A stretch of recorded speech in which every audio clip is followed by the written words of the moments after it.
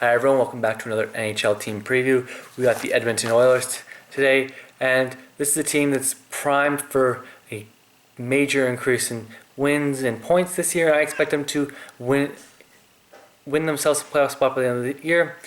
Their big offseason move was firing Ralph Krueger, their head coach, on Skype and replacing him with Toronto Marlies head coach Dallas Eakins.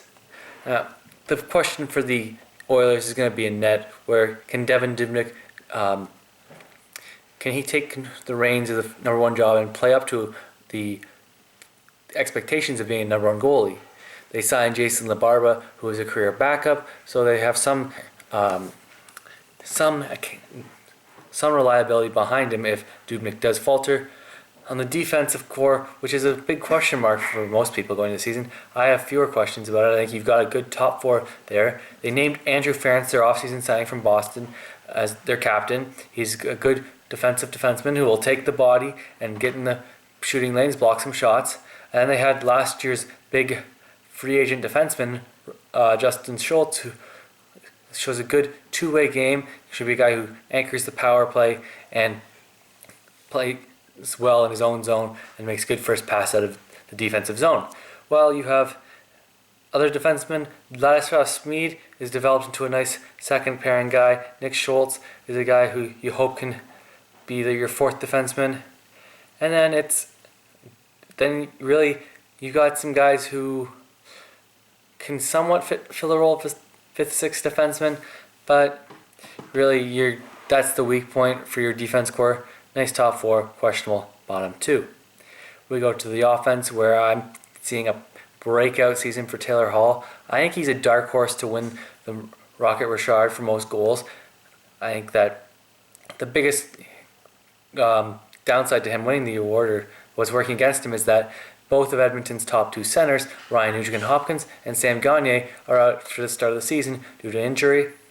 But I think Hall will still be playing at more than a point a game clip this season. He expecting to be the league's premier left winger. Now, I also expect Neil Yakupov to have a huge season. I think he breaks the 30-goal plateau. I was very impressed with him last year. But I think this is a team that really needs to make a trade with one of their forwards.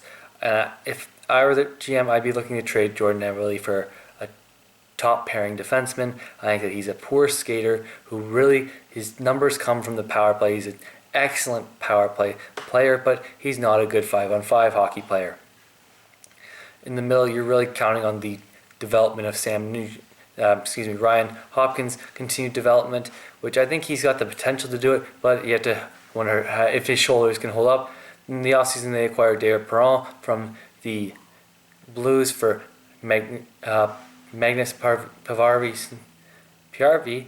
I think that that's a deal they're actually going to regret. I think Perron is on the downside of his career, so I think that you may look back at that trade in 3-4 years and not like what the return on that one. I think you got a good third line and a decent enough fourth line. I think this team finds a way into the playoffs, and they could be a team that pulls an upset just because of their young talent. I think that they'll finish in the lower third of the playoff teams because they're without Nugent-Hopkins and Gagner to start the season. With those guys coming back for layoff time, I think they could pull an upset. But they're not a cup contender in any stretch of the mind.